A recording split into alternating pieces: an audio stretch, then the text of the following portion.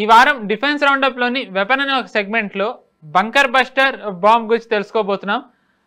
మామూలుగా మనం చూసాము ఇజ్రాయెల్ ఇరాన్ వార్ స్టార్ట్ అయిన తర్వాత నుంచి బంకర్ బస్టర్ బాంబ్ గురించి చాలా మనం వింటూ ఉన్నాము. అసలు బంకర్ బస్టర్ బాంబ్ అంటే ఏంటి, ఎన్ని దేశాల దగ్గర ఇది ఉంది, మామూలు బాంబ్కి ఈ బాంబ్కి మధ్య ఉన్న డిఫరెన్స్ అంటే ఇప్పుడు మనం తెలుసుకుందాం.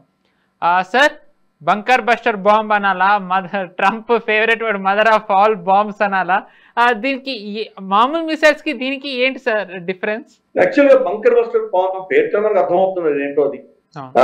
దాన్ని మ్యాసివ్ ఆర్డినెన్స్ పెనిట్రేట్ అని అంటారు. అంటే కాంక్రీట్ ని తొలుచుకుంటూ లోపలికి వెళ్ళి పేరుతుంది. కాబట్టి బంకర్ బస్టర్ బాంబ్ మనం ఎస్పెషలీ ఇజ్రాయెల్ ఇరాన్ యుద్ధంలో ఇజ్రాయెల్ కి లేనటువంటి శక్తి ప్రపంచంలో ఏకైక దేశం ఎవరి దగ్గర ఇటువంటి శక్తి ఉందో అది అమెరికా.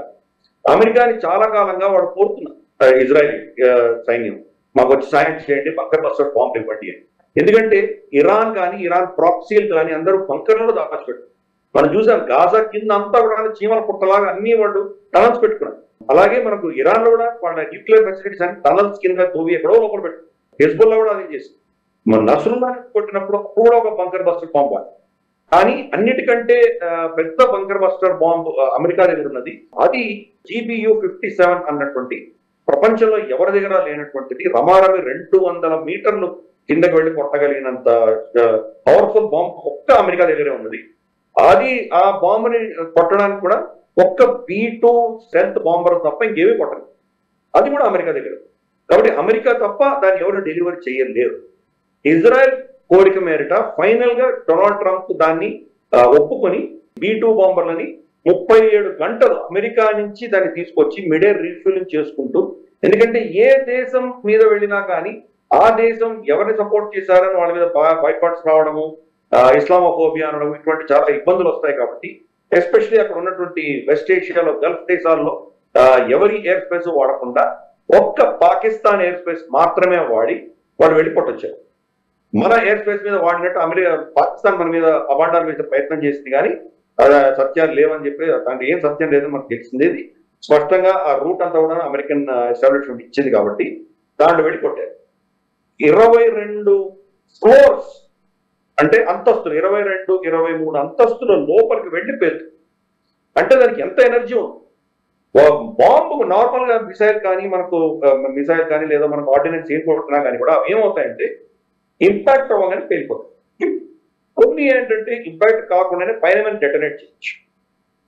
దాంట్లో కూడా అల్టిమేట్ అస్త్రం ఏంటంటే MOAB అంటారు. MOAB అంటే కనుక దాన్ని మదర్ ఆఫ్ ఆల్ బాంబ్స్ అని కూడా పిలుస్తారు, కానీ మ్యాసివ్ ఆర్డినెన్స్ ఎయిర్ బ్లాస్ట్. అది భూమి టచ్ అవ్వదు. భూమి టచ్ అవ్వకుండానే భూమికి దగ్గరగా దాన్ని డెటనేట్ చేస్తారు. కాబట్టి కొన్ని బాంబులు అక్కడ డెటనేట్ అవుతాయి, కొన్ని ఇంపాక్ట్ అయిన తర్వాత డెటనేట్ అవుతాయి, కొన్ని ఇంపాక్ట్ అయినా కానీ కూడా డెటనేట్ అవ్వదు. ఎప్పుడు డెటనేట్ చేస్తారో టైమర్ పెడతారు. సో దాన్ని కొట్టిన తర్వాత కూడా ఏమైంది చూడడానికి వస్తారు కదా, అందరి దగ్గరికి వచ్చిన అప్పుడు డెటనేట్. కాబట్టి ఇటువంటివి చాలా ఉన్నాయి. కానీ భూమి లోపలికి వెళ్ళి కొట్టేటువంటి బాంబులు చాలా తక్కువ దేశాల్లో ఉన్నాయి. మన టర్కీ, ఇజ్రాయెల్ లాంటి దేశాలు కొంతమంది దగ్గర ఉన్నాయి. రష్యా దగ్గర ఉంది అంటున్నారు, కానీ అవన్నీ కూడా పెద్ద ప్రభావితమైనటువంటి కావు. బహుశా ఏదో ఒక 5 మీటర్లు 4 మీటర్ల కంటే ఎక్కువ వెళ్ళలేనటువంటి శక్తి వారివన్నీ కూడా. అఫ్కోర్స్ ఏ కైనెటిక్ ఎనర్జీ మనం పైనుంచి వర్టికల్ గా కొట్టినప్పుడు ఆ స్పీడ్ కి అది లోపలికి వెళ్తుంది కాబట్టి అది కొంత మనం డిలే చేయొచ్చు. కానీ జనరల్ గా బాంబులు ఏంటంటే ఏదైనా ఇంపాక్ట్ తగలంగానే డెటనేట్ అయిపోతుంది. ఈ బాంబుల స్పెషాలిటీ ఏంటంటే ఇంపాక్ట్ అయినా ఏదైనా తగిలినా కానీ కూడా డెటనేట్ అవ్వదు. లోపల చొచ్చుకుంటూ పోయి అన్ని అయిపోయి దాని కైనెటిక్ ఎనర్జీ కంప్లీట్ గా ఆగిపోయిన తర్వాత డెటనేట్. దాని కెపాసిటీ ఎంతంటే 20 నేను చెప్పినట్టు 22 నుంచి 25 అంతస్తులు లోపలికి వెళ్ళిపోవడం. అది దాని కెపాసిటీ. కాంక్రీట్ ని కొట్టగలదు, మరి కొండలు కూడా కొట్టగలదా, ఇవన్నీ కూడా పెద్ద ప్రశ్న లేదు. అందుకనే ఇక్కడ మనకు ఫోర్డోలో కొట్టినటువంటి బాంబులు పెద్దగా డ్యామేజ్ చేయలేదు అని చెప్పి తర్వాత నెక్స్ట్ డే CNN వీళ్ళంతా కూడా ఎక్కువ స్టేట్మెంట్స్ ఇచ్చారు. కానీ ఇంపాక్ట్ తెలుస్తోంది. ఇంపాక్ట్ యొక్క డ్యామేజ్ బయటకు వచ్చినటువంటి ఆ బ్లూయిష్ గ్రే డస్ట్ ఏదైతే ఉందో అవి కనిపిస్తున్నాయి మనకి. కాబట్టి లోపల డ్యామేజ్ అయింది. కాంక్రీట్, ఎందుకంటే ఆ బ్లూ అంతా ఉన్నదంటే కాంక్రీట్ వేపరైజ్ అక్కడ వచ్చింది, అది తెలుస్తుంది మనకి. కాబట్టి డ్యామేజ్ తప్పకుండా అయింది. డ్యామేజ్ అసెస్మెంట్ జరిగేంత వరకు కూడా ఎంత డ్యామేజ్ అయింది చెప్పడం చాలా కష్టం. కానీ అంతటి పవర్ఫుల్ బాంబుని వీళ్ళే డెలివర్ చేయాలి. అది దాంట్లో రమారమి 14,000 కిలోల బరువు ఉంటుంది బాంబు. ఈవెన్ B-2 బాంబర్ కూడా ఓన్లీ 2 బాంబులు మాత్రమే తీసుకెళ్ళదు ఒక్కొక్క ఫ్లైట్. అంతకంటే బరువు మోయలేదు. అంత దూరం ట్రావెల్ చేసి వెళ్ళి కొట్టదు. ఇక్కడ బంకర్ బస్టర్ బాంబ్స్ లో ఇక్కడ ఇరాన్ లో కొట్టిన దాంట్లో ఏం చేశారంటే ఫస్ట్ బాంబు కొట్టిన తర్వాత అదే స్పాట్ లో మళ్ళీ ఇంకో 2 బాంబులు వేస్తారు. దాంతో 3 బాంబులు అంటే రిడెండెన్సీ. ఒకవేళ లోపలికి వెళ్ళి ఫస్ట్ది అంతగా సక్సెస్ అవ్వలేదు అంటే సెకండ్ వెళ్ళి మళ్ళీ కొట్టి, తర్వాత 3వ వెళ్ళి కొట్టి, కాబట్టి 3 times రిడెండెన్సీ పెట్టారు. కాబట్టి లోపల చాలా విపరీతమైన డ్యామేజ్ అయి ఉంటుందని చాలా మంది చెప్తున్నారు. కానీ దీని యొక్క చరిత్ర చూసామంటే ఈ ఆవశ్యకత ఎందుకు వచ్చిందంటే సోవియట్ యూనియన్ ఉన్నప్పుడు సోవియట్ యూనియన్ ఫస్ట్ ఇది మొదలుపెట్టి వాళ్ళు కొండలలో తర్వాత భూమిలో ఇక్కడ దాచిపెట్టుకొని వాళ్ళ న్యూక్లియర్ టైరైడ్ అంతా కూడా న్యూక్లియర్ డెసిషన్ మేకింగ్ అంతా కూడాను బాంబులకు అతీతంగా వాళ్ళు దాచిపెట్టుకొని ఇవన్నీ చేశారు. వాళ్ళ పొలిట్ బ్యూరో కూడాను ఏమైనా యుద్ధం జరిగితే లోపలికి వెళ్ళిపోయేటువంటి వాళ్ళ ప్రోటోకాల్స్ పెట్టుకున్నారు.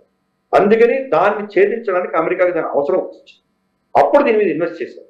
ఈ టెక్నాలజీ అంటే నార్మల్ గా ఇంపాక్ట్ అవ్వగానే టచ్ అవ్వగానే పేలిపోవాలి కాకుండా అంతసేపు డిలే చేసేటువంటి టెక్నాలజీ వాడు నాశనం చేస్తుంది. అంటే దాని కైనెటిక్ ఎనర్జీ ఆధారంగా అది డిటోనేట్.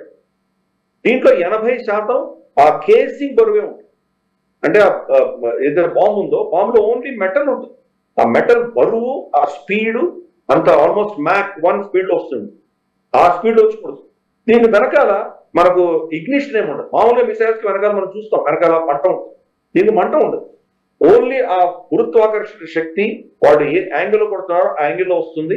మిడర్ కావాలంటే దానికి ఫ్లాప్స్ ఉంటాయి. ఫ్లాప్స్ దాన్ని మానిటర్ చేయడానికి ఎగ్జాక్ట్ గా ఏ లొకేషన్ లో వెళ్ళి కొట్టడానికి దాన్ని ఇది చేయడానికి మాత్రం పనిచేస్తుంది. లోపల GPS సిస్టమ్ ఉంటుంది కాబట్టి అది లొకేషన్ సీక్ చేసుకొని వెళ్ళిపోతుంది. వర్టికల్ ఫాలో ఉంటుంది. వర్టికల్ ఫాలో వెళ్ళి కొడితే అది వెళ్ళి పెద్ద కన్నం చేసుకొని లోపలికి వెళ్ళి అక్కడ డెటనేట్.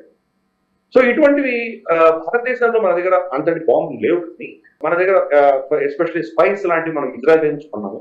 ఇజ్రాయెల్ దగ్గర కొంత ఇంత GBU 57 లాంటిది లేకపోవచ్చు కానీ అంతకంటే తక్కువ GBU 130 లాంటి వాటిని వాడి నఫ్రుల్లాని అటువంటి వాళ్ళని చంపారు వాళ్ళు. భారతదేశంలో కూడా మనం వాళ్ళ దగ్గర స్పైస్ 20 కొన్నాం. బాలాకోట్ లో చూసాం. బాలాకోట్ లో దాడి చేసినప్పుడు శాటిలైట్ ఇమేజ్ నెక్స్ట్ డే మనం శాటిలైట్ ఇమేజ్ లో చిన్న హోల్ మాత్రం కనిపించింది. బిల్డింగ్ ఏం డ్యామేజ్ అవ్వలేదు. ఏమైంది అది మామూలుగా ఇంపాక్ట్ అవగానే పేలిపోయాడు. దాని సీలింగ్ అంతా కూడా పేలిపోయాడు. అలా తిప్పి అన్నం పొడుచుకొని లోపలికి వెళ్ళి 3 అంతస్తులు లోపలికి వెళ్ళి 3వ అంతస్తులో పెట్టండి.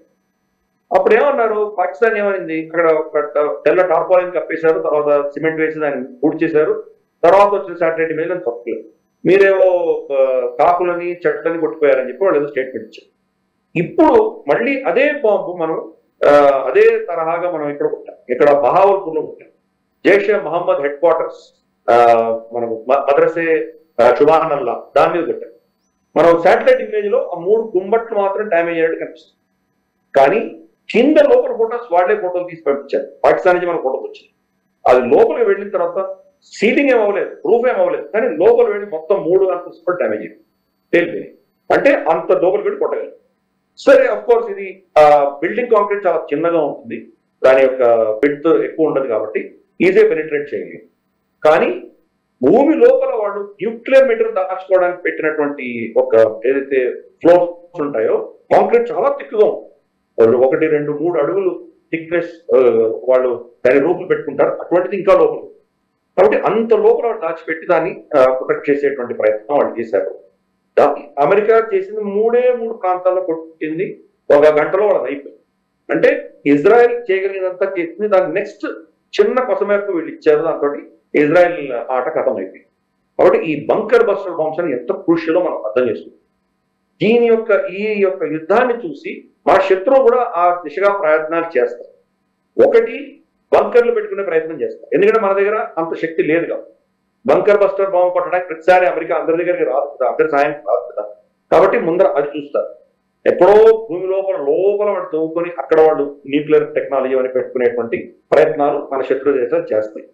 2 మన మీద దాడి చేయడానికి, మన మీద బంకర్ బస్టర్ లాంటి టెక్నాలజీ తయారు చేయడానికి వాళ్ళు కూడా ప్రయత్నం చేస్తారు. Especially China.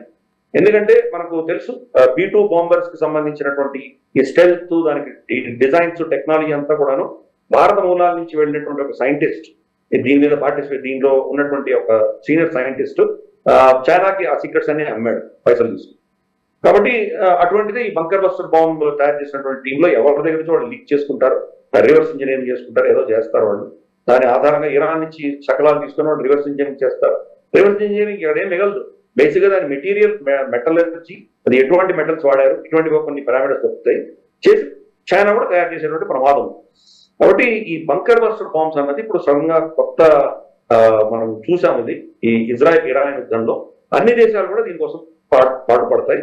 భారతదేశం కూడా మన DRDO వీటి కూడా దాని దిశగా ప్రయత్నాలు చేస్తారు. తప్పకుండా మనం చేస్తాము, ఎందుకంటే మన శత్రువు ఊరుకోని ఉంటాడు కదా. కాబట్టి ఇవంతా కూడా రాబోయే రోజుల్లో అన్ని యుద్ధాల నుంచి నేర్చుకుంటున్నాము. అదే దిశగా ఈ వెపన్ ఏదైతే అమెరికా వాడిందో ఆ అస్త్రాన్ని కూడా మనం చూసి నేర్చుకుంటాం.